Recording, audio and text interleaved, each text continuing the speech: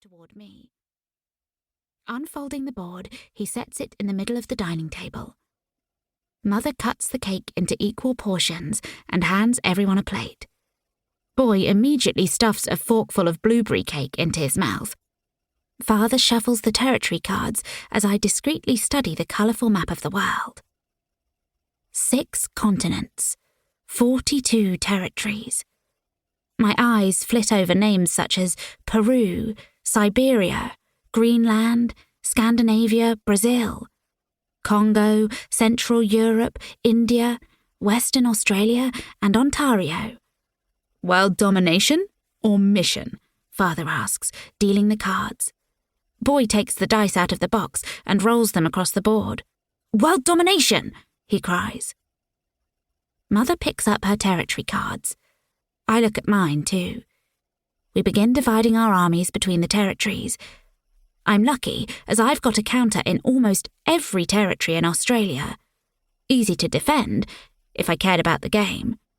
That's not fair, Boy says, pointing at my purple continent. The cards weren't shuffled properly. Father takes a sip of his coffee.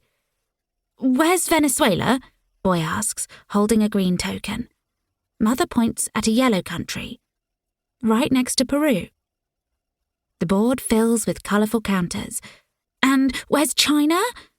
Boy scans the various continents. Father shows him the light green territory to the east of the map. Western United States? Here, on the left, I say. Boy has always had trouble finding his countries. It's no different today. That's what I was hoping.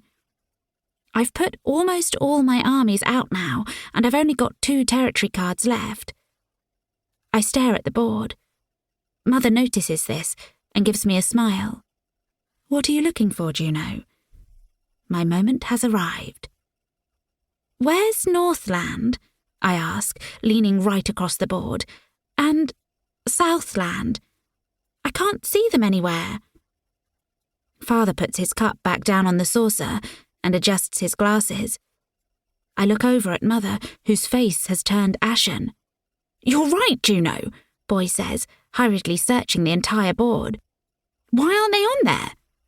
Springing up from the table, Mother piles the used plates on her forearm and stomps to the door.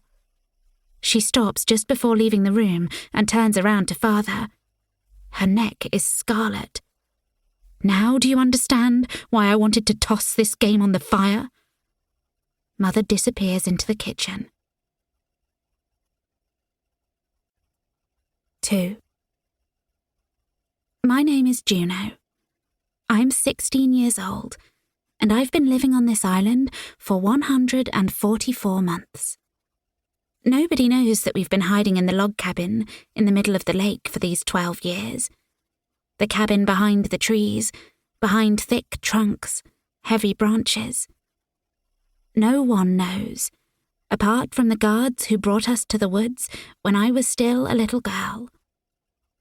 I love ducklings when they're newly hatched, buds in spring, globe flowers in my braided hair, blackberries as sweet as honey, the roar of elks at daybreak, the sparks that fly when birchwood is burning, the first snowflakes on my tongue. And I like Boy, my little brother, who secretly does those tasks I don't have the guts to do myself, even though I'm much taller than him.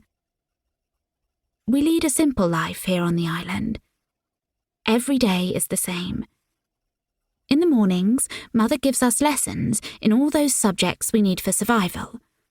Reading and writing, animals and nature, maths. I managed to persuade Father to let me do it too. Wound dressing, tracking, and domestic science. That means I've learned to knit and crochet, do the washing, wash the dishes, make a fire, and cook vegetable soup. I can also identify all the creatures and plants we share the island with. My brother, on the other hand, is only responsible for sourcing food on Sundays, because I still can't bring myself to kill. We have free time before supper. We can draw, pick wildflowers, read the books in the sitting room, listen to records, or play on the big rock down by the